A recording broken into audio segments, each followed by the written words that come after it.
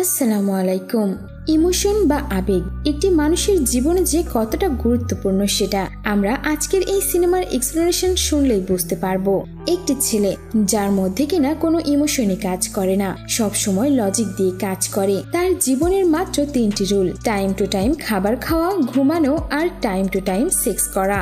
কিন্তু যদি এমন আবেগবিহীন ছেলের জীবনে আবেগ ফিরে আসে তাহলে কেমন হতে পারে? আর আমাদের আজকের সিনেমার নাম হলো সিদ্ধার্থ রয়।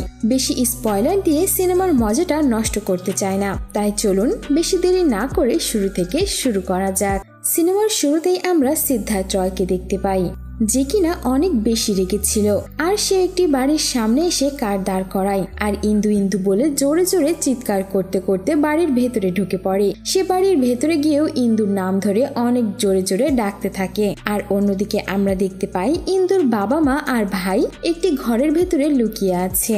সিদ্ধার্থ গিয়ে তাদের বাড়ির সবকিছু ভাঙচুর করতে শুরু করে আর জোরে জোরে ইন্দুর নাম ধরে ডাকে। সবকিছু ভাঙচুর করার পর সিদ্ধার্থ ওই রুমে আসে আর গিয়ে তাদেরকে ইন্দুর কথা জিজ্ঞেস করে যে ইন্দু কোথায় রয়েছে। সে ইন্দুর ভাইকে এসে ভয় দেখিয়ে বলে, সত্যি করে বল ইন্দু কোথায়। ইন্দুর ভাই তখন বলে, ইন্দু এখানে নেই, ইন্দু একটি গার্লস হোস্টেলে থাকে। সিদ্ধার্থ তখন বলে, তোর এই কথা যদি সত্য না হয় তাহলে তোকে আমি শেষ করে ফেলবো। সিদ্ধার্থ সেখান থেকে চলেই যাচ্ছিল, তখনই ইন্দুর বাবা এসে তার পা চেপে ধরে বলে, বাবা তুমি আমার মেয়েকে ছেড়ে দাও, যদি তোমার মনে হয় তাহলে আমাদের সকলকে মেরে ফেলো, তবুও আমার মেয়ের জীবনটা নষ্ট করে দিও না। ইন্দুর বাবা সিদ্ধার্থকে অনেক রিকোয়েস্ট করে, কিন্তু উল্টো সিদ্ধার্থ বলে, আমি ইন্দুকে ছাড়া বাঁচতে পারবো না। আর এদিকে আমরা দেখি ইন্দুর বাড়িতে একটি ট্রাক ভর্তি আসবাবপত্র এসেছে।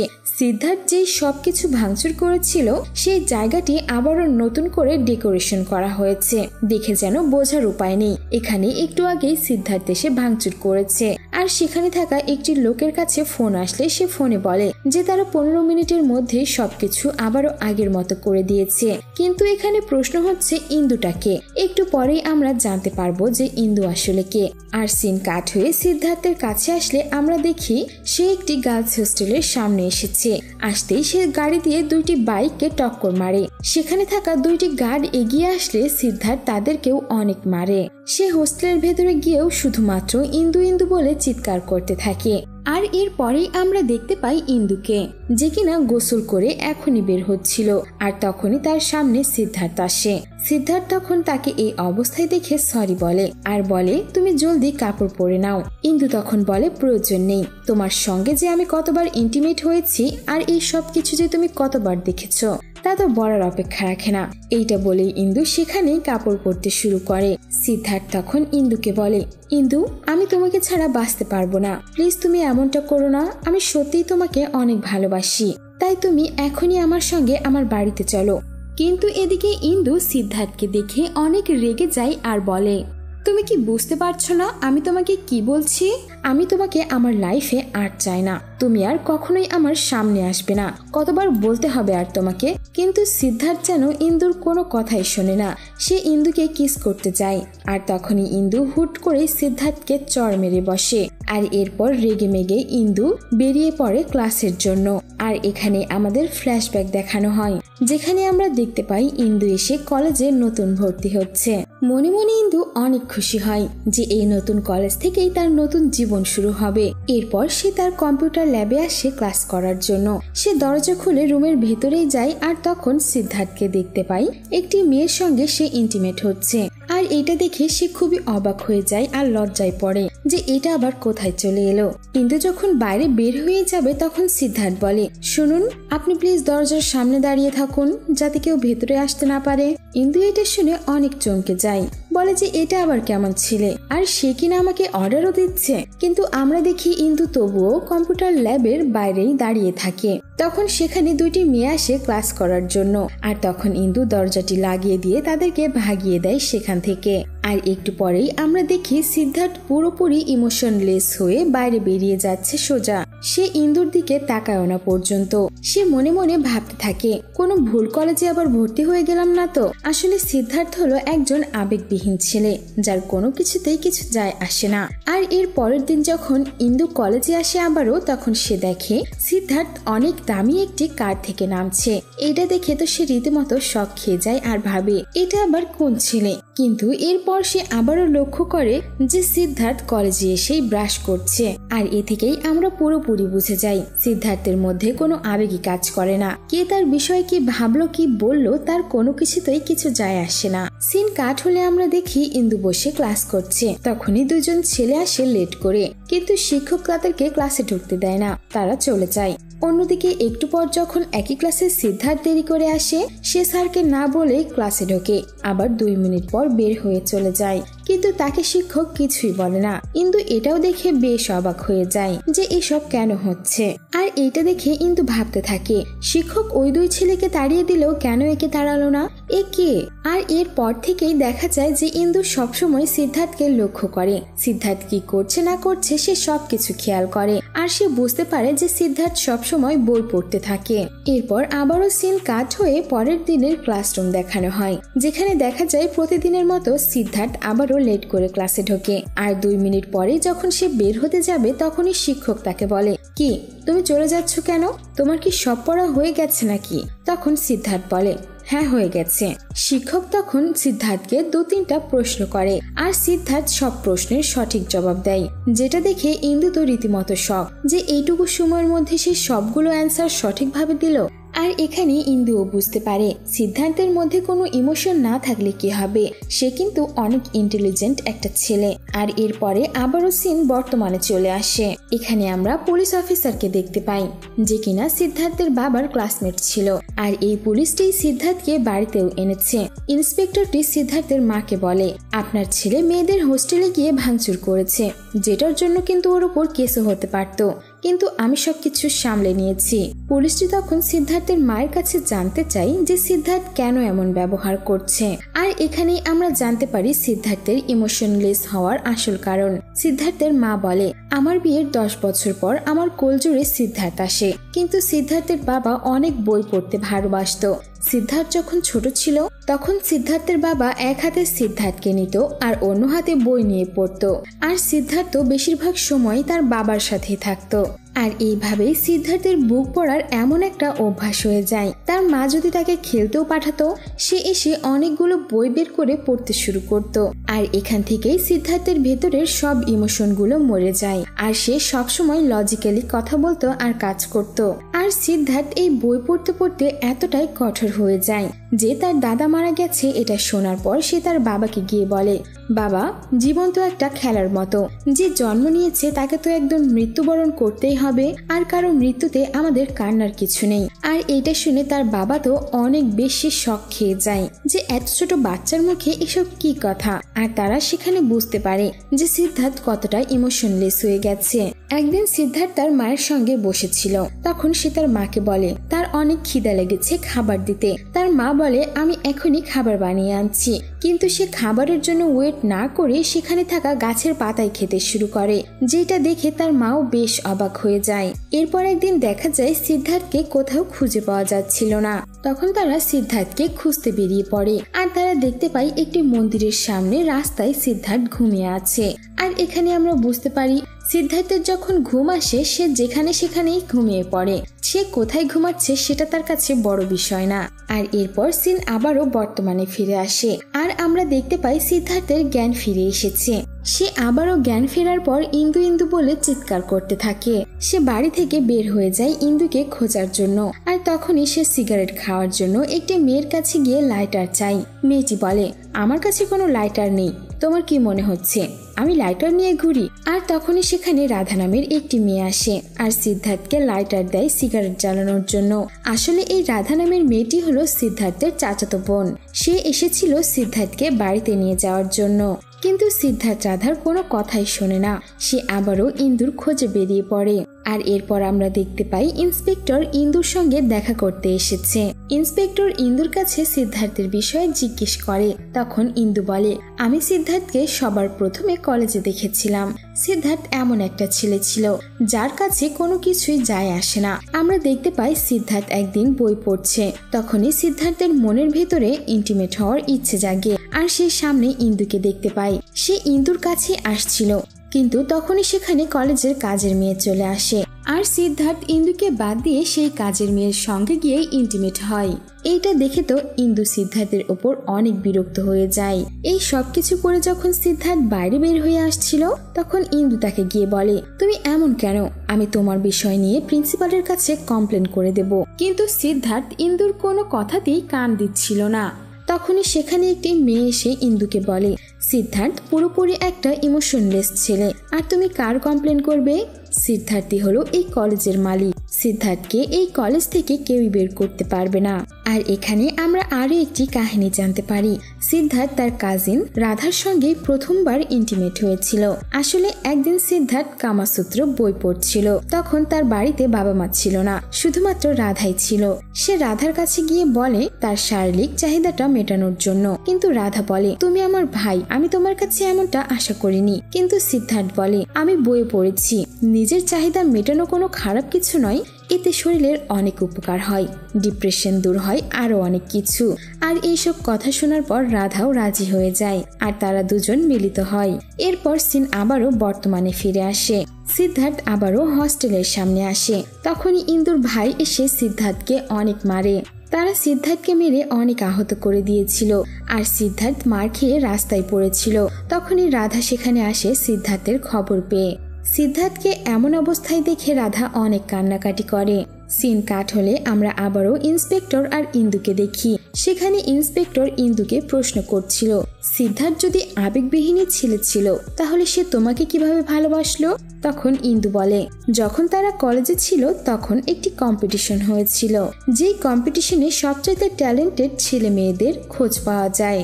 3 বছর ধরে নাকি এই কম্পিটিশনের উইনার শুধুমাত্র সিদ্ধার্থই হতো। কিন্তু এইবার এই কম্পিটিশনে দুইজনের সেম মার্ক থাকে, আর এই দুইজন হলো সিদ্ধার্থ আর ইন্দু। তখন জাজেসরা নাকি এই দুইজনের মধ্যে কে উইনার সেটা ঠিক করার জন্য জীবনের উপর একটি স্পিচ দিতে বলে। প্রথম স্পিচ সিদ্ধার্থ দেয়।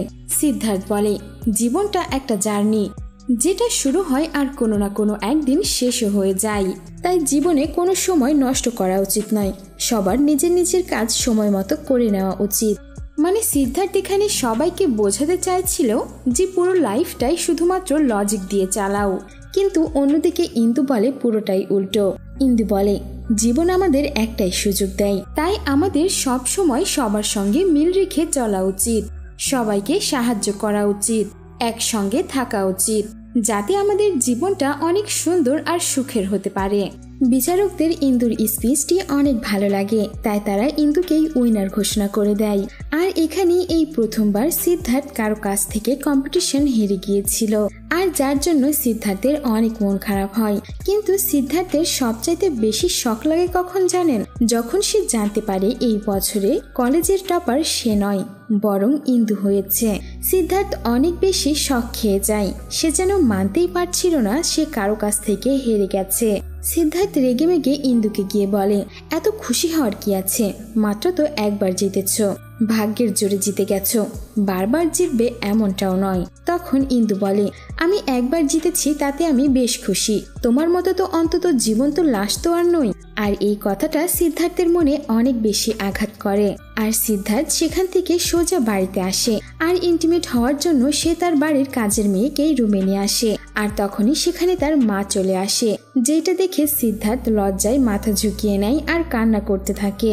সেখানে সিদ্ধার্থ বুঝতে পারে সে যা কিছু করছে সবকিছুই ভুল। সিদ্ধার্থ তার বাড়ি থেকে বাইরে বের হয়ে আসে রাস্তাতে। তখন তার অনেক বেশি খিদা লাগে, কিন্তু প্রতিবারের মতো সে আর ঘাস লতা পাতা খায় না। সিদ্ধার্থ একটি দোকানে গিয়ে খাবার চায়, কিন্তু তার কাছে টাকা না থাকায় খাবার পায় না। তখন সে দেখে পাশের ডাস্টবিন থেকে কিছু মানুষ খাবার খাচ্ছে, আর সে সেই ভিখারিগুলোর খাবার নিয়েই দৌড় দেয়। সিদ্ধার্থ এখানে এটাও বুঝতে পারে জীবনে খাবারের কতটা গুরুত্ব রয়েছে। রাত হয়ে গেলে সিদ্ধার্থ ঘুমানোর জন্য যেখানে সেখানে শুয়ে পড়ে, কিন্তু এইবার সিদ্ধার্থের ঘুম আসছিল না। তখন সিদ্ধার্থ বুঝতে পারে ঘুমানোর জন্য বাড়ি আর বিছানা কতটা দরকারি।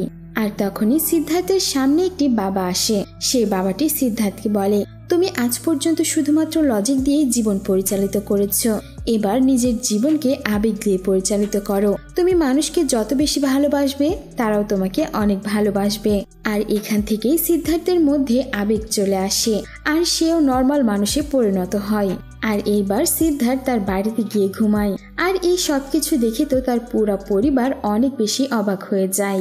ঘুম থেকে সকালে উঠলে আমরা দেখি সিদ্ধার্থ তার লুকটাই পাল্টে দিয়েছে।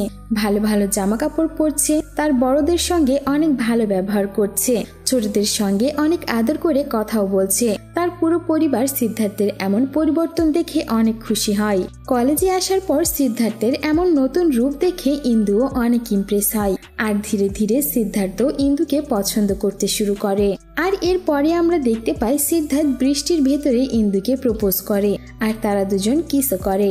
সিদ্ধার্থ ইন্দুকে তার কাজিন রাধার সঙ্গেও দেখা করায়। রাধা ইন্দুকে দেখে বলে, সিদ্ধার্থ কিন্তু মনের দিক দিয়ে অনেক ভালো ছেলে, তুমি ওকে অনেক ভালো রেখো। আর এরপর ইন্দু আর সিদ্ধার্থ নিজেদের মধ্যে অনেক ভালো সময় পার করে, সব সময় একসঙ্গে থাকে, হাসি খুশি থাকে। একদিন সিদ্ধার্থ ইন্দুকে নিয়ে লং ড্রাইভেও যায় আর সেখানেই তারা অনেক বেশি কাছাকাছি চলে আসে আর তারা ইন্টিমেট হয়ে পড়ে। সিদ্ধার্থ এরপর বাড়ি এসে ইন্দুর কথা তার পুরো পরিবারকে বলে। সিদ্ধার্থের বাবা তখন সিদ্ধার্থকে বলে, ইন্দু অনেক ভালো মেয়ে, আমি চাই তোমরা দুজন অনেক সুখে থাকো। আর এরপর থেকেই ইন্দুর প্রতি সিদ্ধার্থের ভালোবাসা যেন বেড়েই যায়। তারা এরপর বেশ কয়েকবার একসাথে মিলিত হয়। কিন্তু সিদ্ধার্থ ধীরে ধীরে ইন্দুর জন্য একটু বেশি পজিটিভ হয়ে যেতে শুরু করে। সিদ্ধার্থ সবসময় ইন্দুর সঙ্গে কথা বলতে থাকে, তার বিষয়ে ভাবতে শুরু করে। আর এই সবকিছু ইন্দুর পড়াশোনার ক্ষতি করছিল। পরের মাসে ইন্দুর সিভিল সার্ভিসের এক্সাম ছিল, যার কারণে ইন্দু সিদ্ধার্থকে বলে, দেখো সিদ্ধার্থ, আমার আগামী মাসে পরীক্ষা রয়েছে, আমি চাই আমার পড়াশোনাতে ফোকাস করতে, তাই তুমি কিছুদিন আমার কাছ থেকে দূরেই থাকো। কিন্তু এদিকে সিদ্ধার্থ ইন্দুর কোনো কথাই শুনে না। সে ইন্দুর বাড়িতে চলে আসে আর ইন্দুকে বলে, তুমি পড়াশোনা করো, আমি তোমাকে কোনো ডিস্টার্ব করব না, আমি বাইরে দাঁড়িয়ে থেকে শুধু তোমার দিকে তাকিয়ে থাকবো। এদিকে সিদ্ধার্থের এত কাছাকাছি থাকার কারণে ইন্দু কিছুতেই তার পড়াশোনাতে মনোযোগ দিতে পারছিল না, যার কারণে সে পুরোটা সময় সিদ্ধার্থের সঙ্গেই কাটাতে শুরু করে। এরপর সিন কাট হলে আমরা একদিন দেখতে পাই সিদ্ধার্থ তার বাবা মার সঙ্গে বসে আছে। তখন সিদ্ধার্থের মা বলে, তুমি আমাদের ইন্দুর সঙ্গে কবে দেখা করাবে? তখন সিদ্ধার্থ বলে, কবে কোনোদিন কেন, তোমাদের এখনই দেখা করাতে নিয়ে যাচ্ছি, চলো। সে গাড়িতে করে নিজের মা বাবাকে ইন্দুর বাড়িতে নিয়ে আসে দেখা করানোর জন্য। কিন্তু ইন্দুর বাড়িতে তো তালা দেওয়া। তখন তার মনে পড়ে ইন্দু হয়তোবা তার কাজিনের বিয়ের জন্য তাদের বাড়িতে গেছে। তাই সিদ্ধার্থ ইন্দুর সেই কাজিনের বাড়ির দিকে রওনা দেয়। যাবার সময় সিদ্ধার্থের গাড়ির স্পিড অনেক বেশি ছিল, যাতে সিদ্ধার্থের বাবা মা অনেক ভয় পায় আর তারাও বুঝতে পারে ইন্দুর জন্য সিদ্ধার্থের ভালোবাসা কতটা বেড়ে গেছে।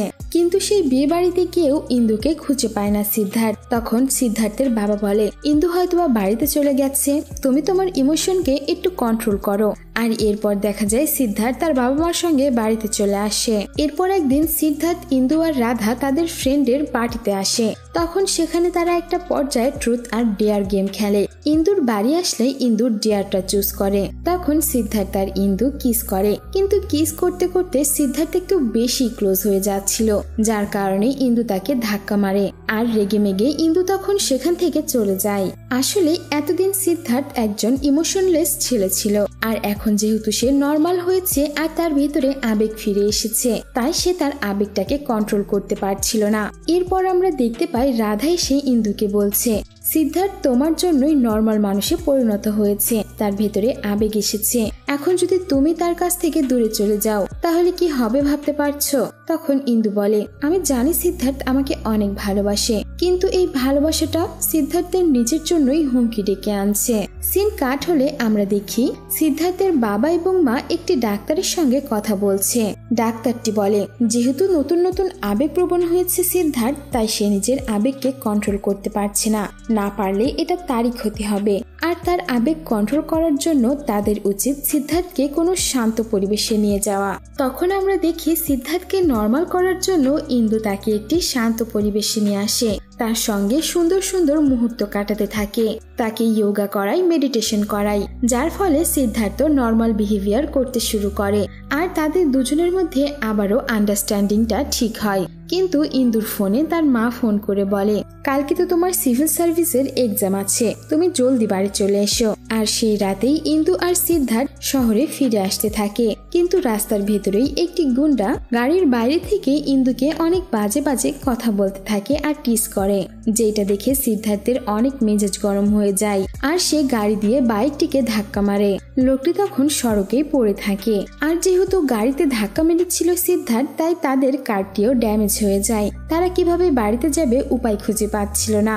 আর তখনই দেখা যায় সিদ্ধার্থের পেছন থেকে কিছু মানুষ এসে তাকে অ্যাটাক করে আর এই অ্যাটাক করা দেখে সিদ্ধার্থের মাথায় যেন রক্ত উঠে যায় আর সিদ্ধার্থ এক এক করে সবাইকে মারতে শুরু করে। সেখানে থাকা একটি লোক ইন্দুর ইজ্জতের উপরেও হাত দিয়ে বসে, কিন্তু সিদ্ধার্থ এইদিকে কোনো মনোযোগই দেয় না। সে শুধুমাত্র ওই লোকগুলোকে মারতেই ব্যস্ত থাকে আর সময় মতো পুলিশ এসে তাদের সবাইকে হাজতে ঢোকায়, যার কারণে ইন্দুও বেঁচে যায়। আর যেহেতু পরের দিন পর্যন্ত ইন্দু জেলে বন্দি ছিল, তাই তার পরীক্ষাটাও আর দেওয়া হয় না। তারা যখন জেল থেকে বেরিয়ে যায় তখন ইন্দু সরাসরি চলে যেতে থাকে। তখন সিদ্ধার্থ বারবার ইন্দুকে সরি বলে আর ইন্দু উঠে সিদ্ধার্থকেই চড় মারে। সে সিদ্ধার্থকে বলে, তুমি কোনোদিনও ঠিক হতে পারবে না, আমি তোমাকে বারবার বলছিলাম তাড়াতাড়ি বাড়ি চলো, কিন্তু তুমি কি করলে? ওই বাইকটিকে ধাক্কা দিয়ে বসলে। বাইকটিকে ধাক্কা না দিলে কি হতো? আজকে আমার সবকিছু ঠিকঠাক থাকতো, কিন্তু তোমার জন্য কিছুই ঠিক নেই। আজকের পর কোনোদিনই তুমি আমার আর সামনে আসবে না। এইসব বলে ইন্দু রেগে মেগে সেখান থেকে চলে যায়। সিন তখনই বর্তমানে ফিরে আসে। আমরা দেখতে পাই ইন্দু কান্না করছে। তখন ইন্সপেক্টরটি বলে, যা হয়েছে ভুলে যাও, সবকিছু তো আর ঠিক করা যাবে না। ইন্সপেক্টর তখন ইন্দুকে আরো একটি প্রশ্ন করে, তুমি কি সিদ্ধার্থকে এখনো ভালোবাসো? ইন্দু এখানে কি জবাব দেয় সেটা আমাদের দেখানো হয় না, আর সিন কাট করে আমাদের সিদ্ধার্থকে দেখানো হয়। দেখা যায় ইন্দুর প্রেমে পাগল হয়ে সিদ্ধার্থ পাগলের মতো রাস্তায় রাস্তায় ঘুরে বেড়াচ্ছে। সে সব সময় ইন্দুর কথা ভেবেই চলেছে, কিন্তু সে চাইলেও আর ইন্দুর সঙ্গে দেখা করতে পারছে না। রাতে সিদ্ধার্থ একটি জায়গায় বসেছিল, তখন সেখানে ইন্সপেক্টরও আসে আর সিদ্ধার্থকে জিজ্ঞেস করে, তুমি এখানে কি করছো? তখন সিদ্ধার্থ বলে, আমি আর কি করব, ইন্দু তো আর আমাকে ভালোবাসছে না, আর এই জীবনটাও তো আমাকে কষ্ট দিতে ছাড়ছে না, এমনকি আমি তো আমার আবেগগুলোকেও কন্ট্রোলে আনতে পারছি না। ইন্দুকে যদি আমি না পাই তাহলে আমি মরেই যাব। ইন্সপেক্টর তখন সিদ্ধার্থের বাবা মার কাছে এসে এই সব কিছু খুলে বলে আর বলে, আমরা যদি তাড়াতাড়ি কিছু না করি তাহলে হয়তো আমরা সিদ্ধার্থকে বাঁচাতে পারবো না। পরের দিন আমরা দেখতে পাই সিদ্ধার্থ মাঝ রাস্তায় মারামারি শুরু করেছে, গাড়িগুলো ভাঙচুর করছে আর সে রাস্তায় জোরে জোরে ইন্দুর নাম নিয়ে ডাকতে থাকে। সেখানে থাকা মানুষগুলো সিদ্ধার্থের এমন অবস্থা দেখে খুব ভয় পায় আর তখনই সিদ্ধার্থের মা বাবাও চলে আসে। তারাও সিদ্ধার্থের এমন আচরণ দেখে অনেক কান্নাকাটি শুরু করে দেয় আর ভয় পায়। সিদ্ধার্থকে থামানোর অনেক চেষ্টা করে তারা, কিন্তু সিদ্ধার্থ তার মা বাবার কোনো কথাই শোনে না আর সে পাগলের মতো চিৎকার করেই যাচ্ছিল। আর তখনই সেখানে ইন্দু আসে আর সিদ্ধার্থকে জড়িয়ে ধরে। কিন্তু এ কি, সিদ্ধার্থ ইন্দুকে ধাক্কা দিয়ে বলে, তুমি আমার ইন্দু হতেই পারো না। আর এইটা বলে সিদ্ধার্থ একটি গাড়ির সামনে লাফ দেয় আর সেখানেই সিদ্ধার্থের মৃত্যু হয়ে যায়। এখানে সিদ্ধার্থ নিজের আবেগকে কন্ট্রোল করতে না পেরে পাগল হয়ে গিয়েছিল, যার কারণে সে তার ভালোবাসার মানুষ ইন্দুকেই চিনতে পারছিল না। যার জন্যই তো কথাই আছে, নিজের আবেগকে কন্ট্রোলের মধ্যে রাখা উচিত। আর এমনই একটি দৃশ্যের মধ্যে এই সিনেমাটি এখানেই শেষ হয়ে যায়। সত্যিই আবেগ একটি ভয়ঙ্কর জিনিস, কন্ট্রোল করতে না পারলে সেটি আপনারও মৃত্যুর কারণ কখন হয়ে যাবে আপনি নিজেও বুঝতে পারবেন না। সো ভিউয়ার্স, এই ছিল আমাদের আজকের এক্সপ্লেনেশন। কেমন লেগেছে তা অবশ্যই আমাদের কমেন্ট বক্সে জানিয়ে দিতে ভুলবেন না। আর এমনই ইন্টারেস্টিং মুভির এক্সপ্লেনেশন শুনতে হলে আমাদের চ্যানেলটিকে সাবস্ক্রাইব করে আমাদের সঙ্গেই থাকুন। ধন্যবাদ।